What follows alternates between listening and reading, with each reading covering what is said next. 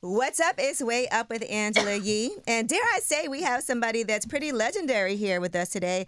Padma Lakshmi is here. Thank you for coming to the show. Thank you. Thanks for having me on. And today, the day that we're recording this, is actually Election Day, but also the day that your book, Padma's All-American, a cookbook, is out. So congratulations on that. Thank you. You know, I've made it my mission, to actually start cooking more at home because it's hard. And so I was excited to actually get this book. And just from watching your whole journey, I know we were talking before this recording even started, just to watching you on Top Chef, but knowing your full story from your memoir even before that is fascinating to me. Thank you. It took me 5 years to write that memoir, to write Love, Loss, and What We Ate. It took me 7 years to write this book, Padma's All-American. So I'm getting slower, not faster. But look, first of all, this is thick. It ain't no little pamphlet. So I could see why it did. It's interesting because you had your show, Taste the Nation, and it's holiday time. And there was some specials you did around the holiday season, and one of them was focused on Thanksgiving and what is American food. So I have to ask you now, what is American food? I mean, true, real, traditional American food is the three sisters, which is beans, corn, and squash. Anything with those three ingredients. It's elk. It's a lot of seafood. It's rabbit. You know, those are the kinds of things that they ate here, the original Americans. But now, today, American food is pad thai, it's pho, it's, chicken tikka masala, it's tacos, it's pizza, it's goat asun. Ooh, that's your favorite. It's the spiciest. Goat asun is like a party food. It's an appetizer that Nigerians eat like when they're first having a cold beer. And it's literally these bite-sized pieces of goat drenched in a Scotch bonnet sauce. I love Scotch bonnet sauce. And it's delicious. And it's just so easy to make. And what's great about that dish is I don't eat a lot of goat, which is why I was curious about the recipe. And goat is actually a great healthy meat to have because it's much leaner than pork or beef or lamb. And you basically just, boil the meat with some aromatics slowly for 3 hours. And then you just cut the meat off the bone, and then you blend the sauce and cook it in a pan. You make anything sound good when you... Thank you. The way you describe that. But literally the broth, the water that you've boiled this goat in with the onions and peppers and stuff is so delicious that I started freezing that and using it for my ramen. Oh, wow. And now I make the dish just to have the broth. It's interesting. My mom is from this little island called Montserrat, and goat water is actually like their national food. So if you go to a party, they'll have like a huge bucket, of goat water, and that's what people eat when they go there. And I will say I've never had it.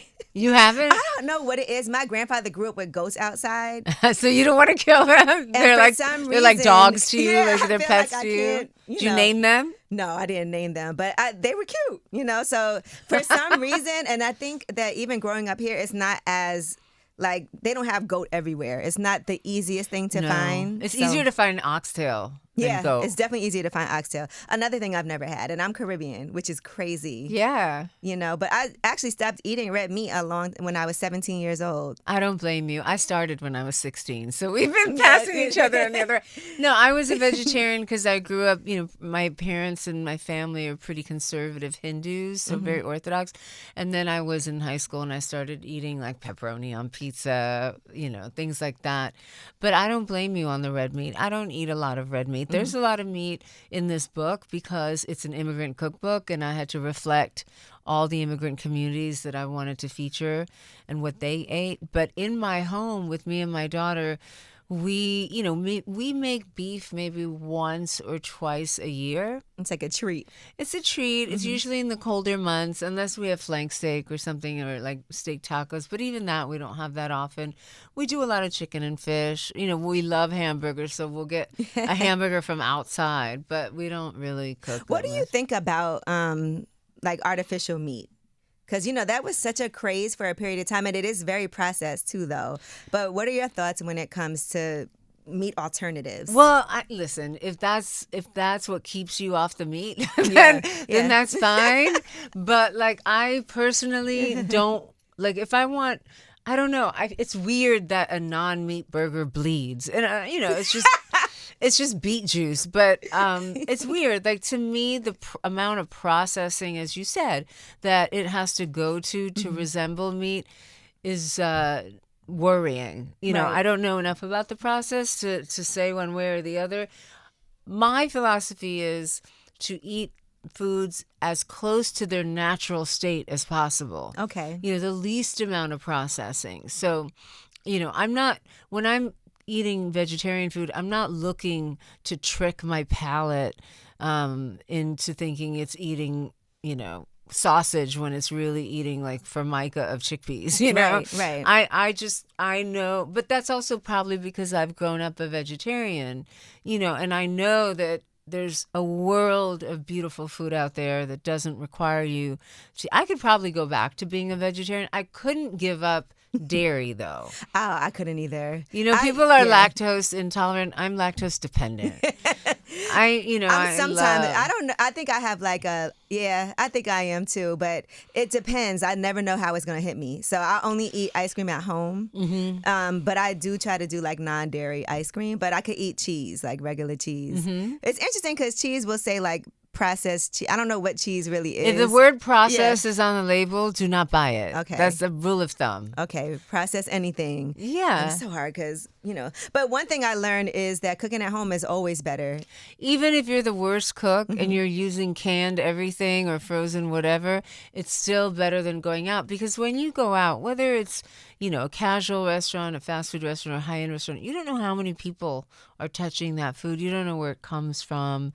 And, you know, there are a lot of beautiful restaurants that I love, but the single best thing you can do for the health of your family is to cook at home. Even if it's something basic like a tortilla with scrambled eggs and raw vegetables, that is healthier to eat than, you know, something that's boxed or something that, you know, when you're even in a regular, really good restaurant, there are 8 people touching that dish. There's the sauce guy, there's the garnish guy, there's the meat guy. You know what I mean? I definitely know what you mean. And it's interesting to me also, Halloween just passed. Yeah. And I saw your costume. And I think, if I'm not mistaken, didn't you get here on Halloween? Yes, I day? did. I did. And you had a chance to see everybody like in their costumes. That I know you were like, what is going on? Yeah, because I was 4 years old. Right. I arrived at JFK, and I had taken the long road from New Delhi, you know, all the way over here because my mom probably bought a cheap ticket or something. So it was like New Delhi, Cairo, Rome, London, New York. And when I got here, my mom brought me home, and we had a very small apartment, probably the size of the studio. And she had this beautiful big plate or dish of candy. And then the doorbell kept ringing, and she kept giving my candy out. And I'm like, I thought this was to welcome me. What is she doing? And, you know, she explained the holiday to me, and I'm like, I just thought they were beggars, you know? Coming dressed all strange. Yeah, exactly. And I thought, wow, you know, America, this land of plenty where all you have to do is put on some makeup and knock on someone's door, and they'll give you free candy. Another thing that you have talked about a lot, and I want to say, like, I work with Coach Jessie from the Detox Now, but you've talked about your endometriosis and how difficult that was for you when for so long you didn't know what was going on. And that's an important conversation because a lot of women feel like pain during your period or bleeding heavily is just normal. It's not. And even like pain during sex, being uncomfortable, you know, having to worry about bleeding through whatever it is that you're wearing. These are all things that are a hindrance. I've literally met people who are like, I couldn't even go to work or date. And I have no idea why. And doctors will misdiagnose you, or sometimes we also just deal with it because we think that's what it is. We've been dealing with it for so long. It's true. And, you know, as much as endometriosis affects you physically, it also affects you mentally and emotionally, because when you're in chronic pain like that, you can't think straight. And then you're also feeling like, what's wrong with me that I cannot handle a basic part of my own womanhood, right?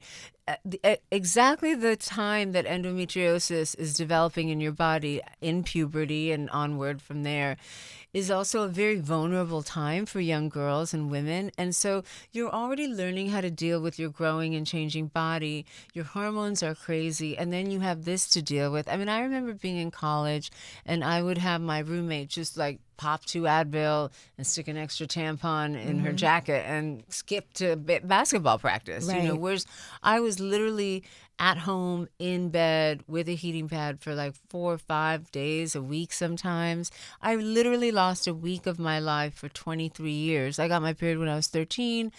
I only got a good diagnosis when I was 36. That's crazy. Yeah, and I had, I always had good insurance, thank God.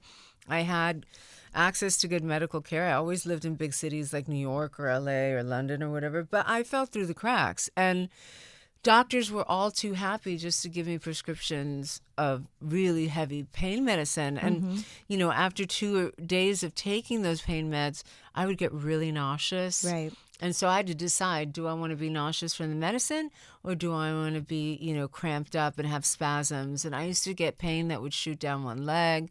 I used to get migraines, lower back pain, all of it. And still have to work. Oh, yeah.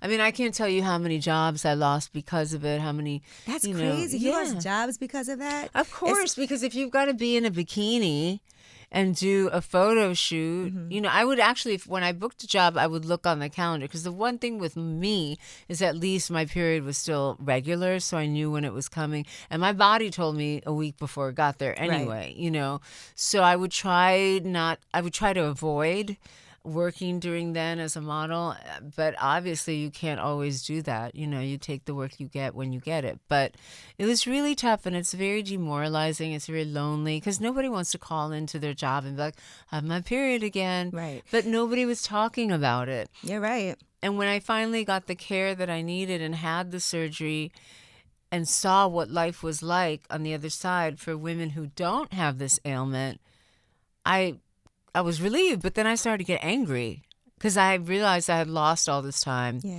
And so that is when I teamed up with my surgeon to start the Endometriosis Foundation Thank of America. goodness. And now we talk about it. We still got a long way to go with, research and funding, but at least it's becoming more normalized. Other people are talking about it. A lot of, Olivia Culpo talks about it. Lena Dunham talked about it. Amy Schumer. A lot of people. Yeah, I literally was at my doctor yesterday because she found 2 small fibroids because I asked to check for it. Good. And so they're like monitoring to see what's happening because you want to make sure, at the end of the day, like the faster and the earlier, and sometimes even shifting your diet can help. An anti-inflammatory diet can help. Yeah. So I'm just trying to, do what I can, but I also like to bring attention to that because people don't know and they just think, I'm just bleeding heavy. I always bleed heavy. And then when I talked about it, people were literally calling up here like, I've been bleeding for 30 days straight, just all kinds of things. Yeah. And if that's an indication that there's something wrong. And also there are those endometriosis patients. I wasn't one of them, but there are patients who have endometriosis but don't suffer with that bad of pain. Right. I had a girlfriend who was really trying to get pregnant and used in vitro, and she was using up her savings. And, I kept saying, maybe you have endo. Like there must be something blocking there because you've had 4 or 5 or whatever she had at the time. And she said, no, I don't really have cramps like you. Like my period is okay. It's a little heavy sometimes, but it's not that bad. And I said, just get it checked out. Right. And then she asked her fertility doctor, and he's like, yeah, let's see. Of course, because that fertility doctor does not have any incentive to check you out. It's easier and it's better for his bottom line if he can charge you $50,000, $60,000, $70,000 because it's like $15,000 now for per month per cycle. And if you're a young couple or even if you want to get pregnant on your own, like that's a lot of money. And that's tough on your body to keep going through that, right? And mentally.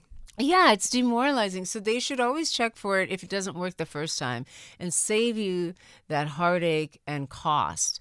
But there's no motivation for fertility doctors to do that, and that's what's sad because one of the things that our organization does other than educate students, male and female, we lobby for insurance companies to cover it. Like big insurance companies like Cigna do not cover endometriosis surgery unless you wind up in the hospital with an emergency. Oh, wow. We don't want to wait for that. Right? Yeah. Exactly. So there's a long way to go still, but at least now people are talking about reproductive disorders like endo.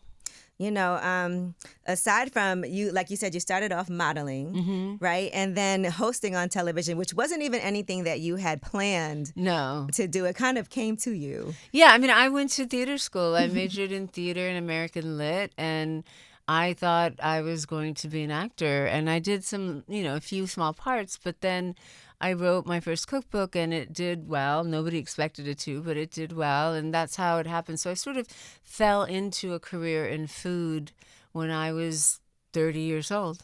That's amazing. Because it is something that is organic. It's not like you were like, okay, but it felt like a natural, perfect fit for you to be able to do that. And I'm sure your theater background also helps as far as hosting. It does. It helps me, hide my feelings sometimes, but I really don't. But I really don't have a poker face, So like if you watch old people like that. Yeah, if you watch old episodes of Top Chef, you can see what I'm thinking. You know, it's interesting because when you first started doing Top Chef, you said they wanted it to be more serious, but it really did kind of evolve into something that I felt like was more palatable for the average person like myself to watch. Yeah. I mean, you always want to, when you give a critique, you always want to do it with humanity and grace. And, I was with those contestants every hour of the day, and I really felt for them. As hard as it looks on TV, it's much harder. And so, I tried to be helpful or constructive. Whenever I gave criticism, I tried to make sure it was in the spirit of rooting for them to do better. Is there anyone that if you try to get a reservation, they would be like, no? No. I'm kidding. No, I don't think so. I don't they think love so. You. I guess so. Yeah. I mean, I've never... I mean, if they don't like me, it's probably because the feeling is mutual, and I didn't like their food. I don't really know that much about them personally before, and that's a good... it's better not to. Yeah, I just want to judge them on the food. It's not really personal at all. And I think for that, a lot of people know you from obviously from Top Chef. That was a huge show. But then you actually said, "Okay, I'm ready to venture off and do my own thing." And we were just discussing that behind the scenes. Yeah, so did you. Yes, I did the same thing, just to create on your own. And sometimes that's hard because you're leaving something that's so successful. Everybody's tuned into Emmy nominations and awards and the accolades. And then it's like, okay, well, now I have to... Did people try to discourage you from that? Because I know people try to discourage me. Oh, yes. Yeah. A lot of people tried to discourage... And people who loved me and cared for me and, They were thinking about... They think that's what's best for you. Well, they were giving me, advice that they thought was the best. They were worried, that I would be leaving a really good, sure thing and I would be throwing it away. And there was no guarantee. The television business has contracted drastically in the last few years. And my agent at the time was like, you shouldn't go. People would kill for your job. I know actresses who aren't working and don't make half the money you make. And I would say, but I'm unhappy. Yeah. And how much is my happiness worth? And I was just burnt out, and I mean, there's so many reasons, but we don't have time for all of that. And those are today. Long days too. They are, and I was filming. eating a lot of food and unnecessarily on stilettos on concrete, and like all that stuff that you do because it's a visual medium, right? The rules for women on television are much different than for my male counterparts on television. That's just the reality of the business. I'd be like, can I put on a wedge sneaker, please? And not. I saw in your book you talked about a time in Chicago when you were judging in the pizza. Oh my God, and Rocco DeSpirito, yes. You said you gained 17 pounds. That season, that's the most I've ever gained. Yes, I did, and it's not surprising because it was a really heavy season of eating, and I just felt so uncomfortable. I thought I was going to throw up just from the sheer volume, because it's also like Chicago deep dish pizza is bready. Right. So it's like having 2 bites of that is like having a whole slice of a regular pizza. No, you said you had to eat it fresh out the oven and then try it again later to see how it would deliver. Yeah. So it was like double eating. Yeah, we don't do that anymore. But yeah, I mean, maybe they do now that I'm gone, but no. I mean, the first thing I did when they made me an executive producer was like say, can we please not have that Fear Factor episode again? Because there was always that one where they had all these mystery meats like kangaroo and ostrich and rattlesnake and alligator, and they always did it like really close to the beginning when there were still a lot of contestants and we hadn't really weeded out who was the best and who wasn't. Right. So you had people who were not skilled or hadn't ever cooked those proteins before cooking them, and then you're just sitting there like chewing, and it was awful. But I don't think they do that anymore. I can't do it. I'm so picky. There's so many things I don't eat. Like I randomly, I already told you. Like I can't see myself even experimenting like that. Even just even the texture of things. Like people are gonna hate me for saying this, but I really don't eat avocado.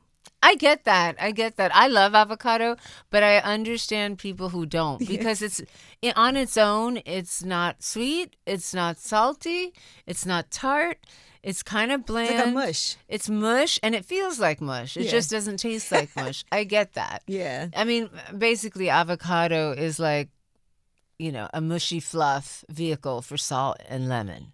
I wanted to ask you this. For you being a model and then coming into this space, and I know initially you were like, oh, they looked at you a little crazy. Like, who is this model that's coming on here, just a pretty face to put in front of the camera? Were there times that you felt like people treated you unfairly in your career just because it is kind of a pretty privileged thing that people may look at it like, okay, is she here initially when you first started? Oh, sure. Yeah. Is she here because of the way she looks, or is she here? Yeah. I think, when I first started Top Chef, Bravo did not do a good enough job, and nor did I, about publicizing the fact that I had written a cookbook, and I had hosted, a stand and stir cooking show on the Food Network. It only lasted a season, but it was called Padma's Passport, and I had also done food documentaries called Planet Food. So I'd already published my first cookbook. I was about to publish my second cookbook, and I had done these 2 other food shows before I got Top Chef, but people really didn't know about them because they weren't, on TV for multiple seasons. So they just figured, they just stuck a model in there because that was what they knew most about me. And as time went on, look, the chef world is very male dominated. Yes. So you don't have to be a model to be looked down upon. Let me just say. Yeah, I think you said it's the second most male dominated. Yeah, other than the military. Yeah. And so, I don't need to be a chef to do my job well. I have my palate and my knowledge of food. And it's taken me, years to develop that palate and develop a body of information that I use in my head to judge something. Just like you don't have to have cancer to cure it. Right. So, I mean, but like I love when people underestimate me. It helps. But it's hard. Yeah. It's hard not to be affected when the people, when the chef next to you or, guest judge or whatever, when they're like rolling their eyes or like, and so that wears on you.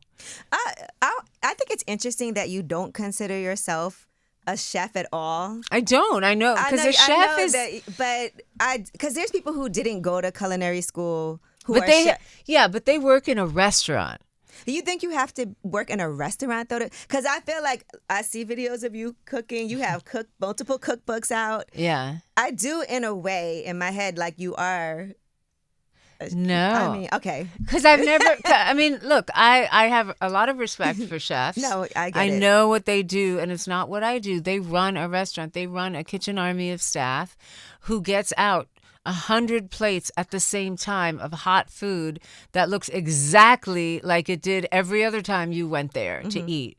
And that's what people go to restaurants for. They want the same enchilada. They want the same steak with the same whipped potatoes. Tell when it tastes a little different. Exactly. I don't sell food. Okay. I sell knowledge on how to make food. I do. I get it. I'm a food writer. How many people would you say have approached you to do a restaurant if you had to estimate? I mean, I've been approached a few times, not many times, but a handful of times. Most of those have been Indian restaurants. Some of them haven't. And I've never wanted to do it because running a restaurant is hard work and it's manual labor and everyone steals from you, from your customer to your cooks to your dishwashers. And then the margins are really slim. So you're paying off the invoices of 45 days ago with the money you're making today. Right. So it's very hard to do. And I I have enough jobs. Yeah, you do. You know, you have a ton of jobs. I'm happy that I'm able to make a living with what I'm naturally interested in. When, I have a few young women that I mentor, and I always tell them, try to get as close to, a job as close to what you would do naturally anyway. What do you do that, you lose track of time or whatever? Because every job is hard, no matter how much you love it. It will get hard at certain points. It's annoying, it's tedious, whatever. But if you love what you do, if you're genuinely interested in it, that will get you through those periods that are more challenging. In your tales, travels, and recipes from Taste the Nation and beyond, what is a city that you would say you were surprised at how amazing the cuisine was? Houston. Oh, really? Okay. Yes. I feel like Houston's known for its food, though. It is known for its food. I guess you're right, but so is Chicago, so is San Francisco, and those and are, New Orleans. I would say exactly. Those are all great food cities. I think why I liked Houston the most is because the diversity of Houston really surprised me. Los Angeles is diverse. New York is diverse. But when you get to those really high-end restaurants, it's still all white people. Right. I'm sorry, it is. Yeah. Maybe a few Asians that work in tech. But, it is. And what I loved about Houston, I was there for 6 weeks with Top Chef, so I had a chance to really get to know it, is that you have a Thai community, an Indian community, a Nigerian community, all these different ethnicities. And even when you went to I can't remember the shopping center, but even the high-end shopping center, with all the Galleria? Probably. Yeah. Where they had like Le Colonial, that was a restaurant, that was an Asian restaurant. It was a beautiful restaurant. I would see at one table, Chinese family. I would see a black couple on a date. I would see a white, set of friends over here. And that to me is true diversity when you see them commingling. Right. And I grew up in New York. And I love that about New York. I love that walking down any block, I can see people from all over the world. I hear Hindi and Spanish and Chinese, and I enjoy that. I think it makes me a richer person. I think it makes my daughter a more worldly person too. And I think it makes me more tolerant, And so, like, another thing I say to young people who want to be in food or in any job, really, I say, you know what? Travel as much as you can. Yes, that helped you so much. Yeah, I know it did. It did. Like, I could tell you without a doubt that I wouldn't have been able to write this book or write the Encyclopedia of Spices, for example, had I not had the opportunity to travel in my youth. And I did because I was modeling, and I also did because I didn't have a family yet. I didn't have kids. I was sort of footloose and fancy free. So like before you get all the responsibilities that tie you down, now I can't go anywhere until my kid graduates high school and hopefully gets into some college, and then I can be a little more free. But you should just go anywhere, even if it's just taking a Greyhound bus to like 200 miles south or west or whatever. Just go, because it will open your eyes to different ways, different way people dress, different music they listen to, different ways they have of even dressing a sandwich. It sounds silly, but it all contributes to your own creativity and broadening of your mind.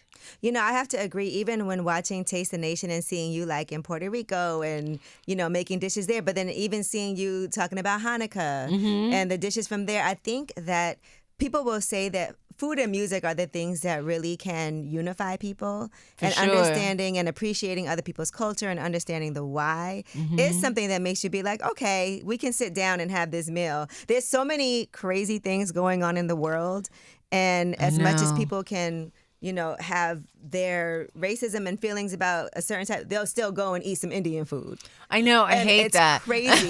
Yeah. I know. Like, I remember when Ted Cruz went for tacos, I think somebody sent a mariachi band to like troll him.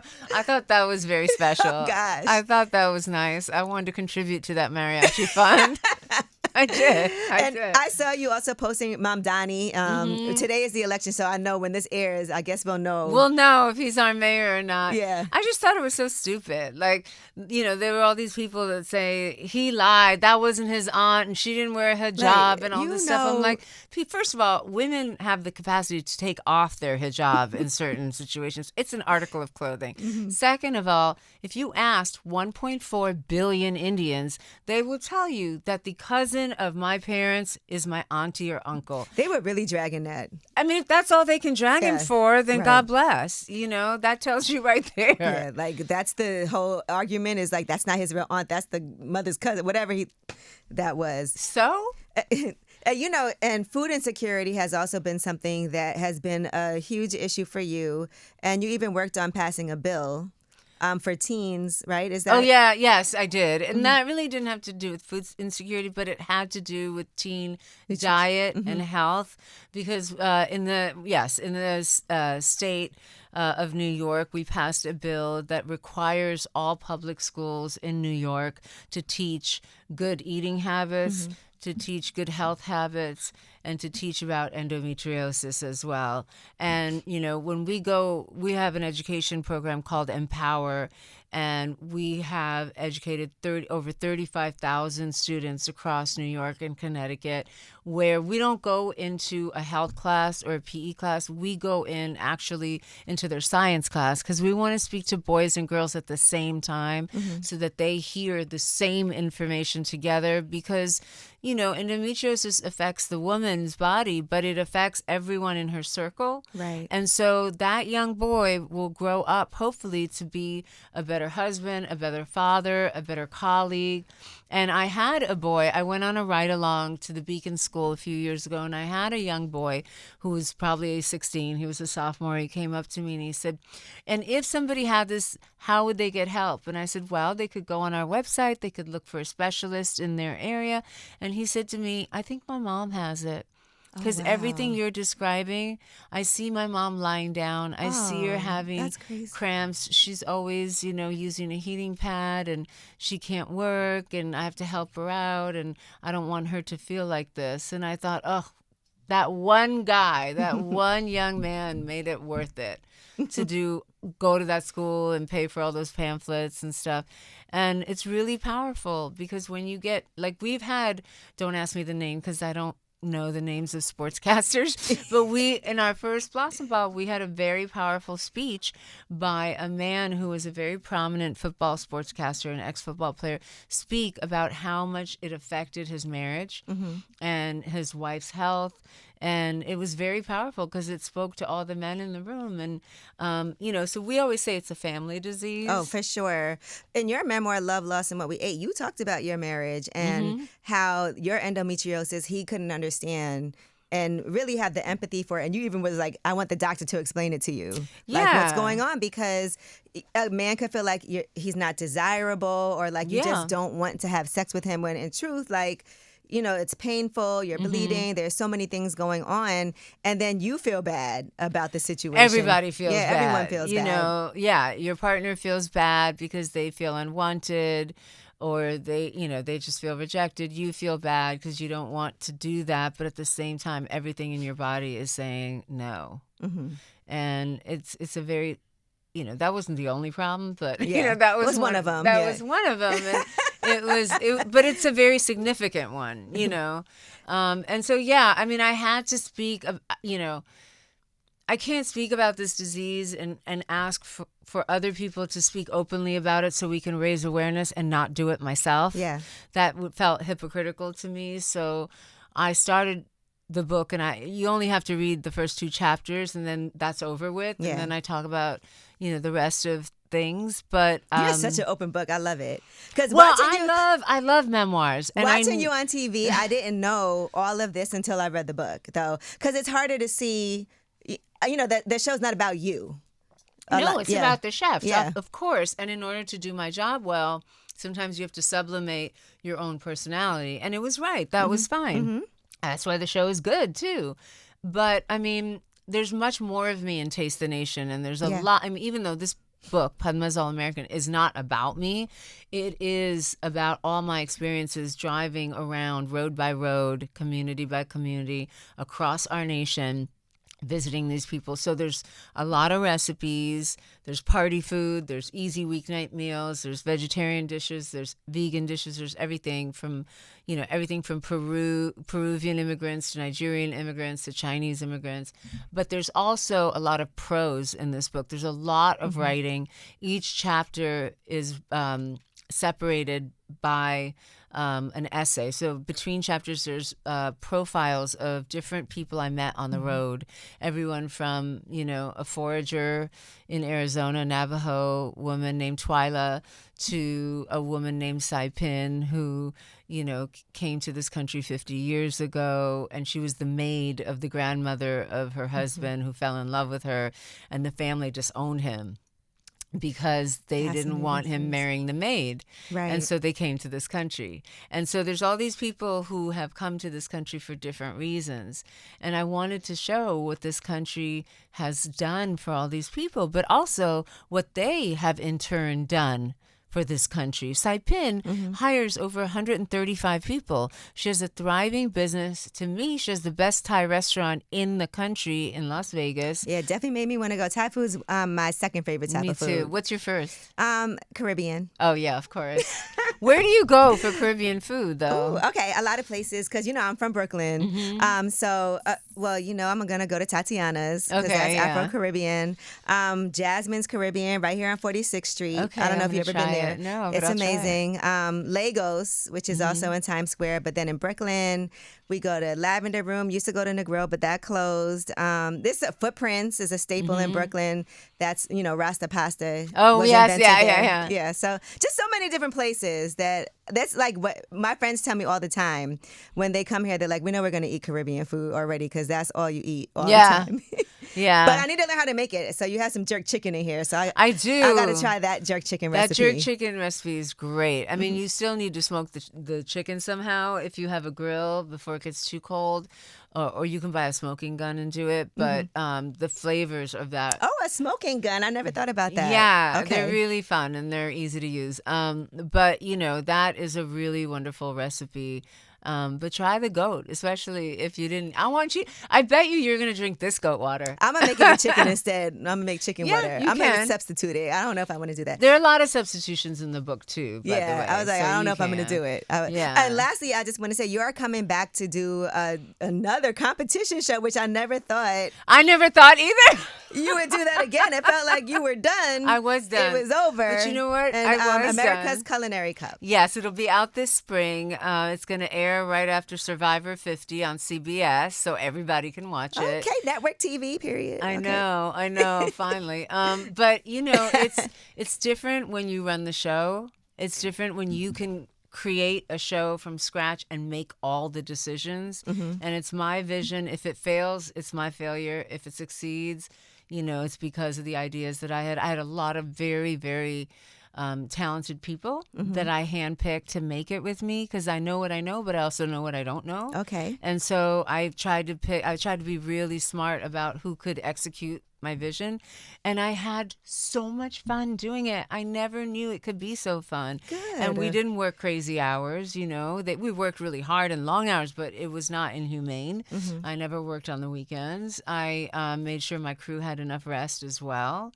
And the set is beautiful. Oh, and it goes so well with the book. I just feel like everything kind of has lined up. So congratulations. Thank you. It's so funny because my woman in my office was actually teasing me because before Padma's All-American, I guest edited the best that series, The Best American Poetry, The Best American Short Stories. So I edited The Best American Food and Travel Writing, and then last year, and then this year it's Padma's All American, and then next year it's going to be America's Culinary. So I'm like really owning this American label. American, Well, I wanted to take the flag back, which is why the flag is on the cover. It's so crazy that we nowadays I feel like we kind of like look at the flag and that's like immediately. Not ours. Well, we're made to feel like but that's that. how we feel. We're like, oh, that person must be MAGA. That's Right. how sometimes you look at it and you're like, oh, this doesn't feel right. But it's our flag too. It's so funny. I did an event last night at Symphony Space, and Michelle Buteau, who's a really good friend of mine, if she hasn't been on here, you have to have her. I on have here. to. She's funny. She interviewed me for this, and she just started crying. She literally like real tears, and I'm like, "Are you really crying?" And she said, like when she sees the flag, she kind of gets scared, but seeing me in front of the flag made it different. Yeah. And she was very moved by that. And I think a lot of us have felt left out recently in the last few years from, the American dream that we were sold to come here, or our parents to come here and work. And, they're like, oh, are you reclaiming the flag? And I always say, I'm not reclaiming it. I'm claiming it. Yeah, it was always mine, And that's why Taste the Nation was such a great show, too, because I think the conversations, the people that you talk to, the empathy, getting into the backstory, people were emotional crying on that show. I know. Talking to you, and that was amazing to see. It was wonderful. I think it's because, nobody ever asked them. Yeah. And I was interested in their stories, genuinely interested. I could tell. You was so happy to be doing that show. If my call time was at 6, I would naturally wake up at 5. And while I was doing my makeup, I had producers telling me about the day, and I went to sleep every night spent and tired, but really fulfilled, really gratified, really happy. And, this book is not only about Taste the Nation, it's also about my travels with Top Chef. It's also childhood recipes, but most of the recipes are very doable. They're very approachable. You just have to sometimes go to H Mart or Calustion's or some ethnic food store, but now you can order everything online. Once you get the spices and the ingredients, it's really not hard to do this book. Some might take you longer. Some are Saturday afternoon recipes and some are weeknight recipes, but these are very doable. And we're going to see. I'm going to test it out at home. All right, you try and you tell me. But I always give a range of the chilies because, everyone has different spice. I like to cry. I like my nose running. Okay, good. Then you're going to like this book. All right. Well, Padma's All-American Tales, Travels, and Recipes from Taste the Nation and Beyond is available now. Make sure y'all get it. It's also holiday season time. So if you got to cook for people, maybe it'd be nice to cook some of these dishes. I think entertaining at home is amazing to do right now also. So thank you for this, and thank you for coming up here. My pleasure. Thanks for having me on.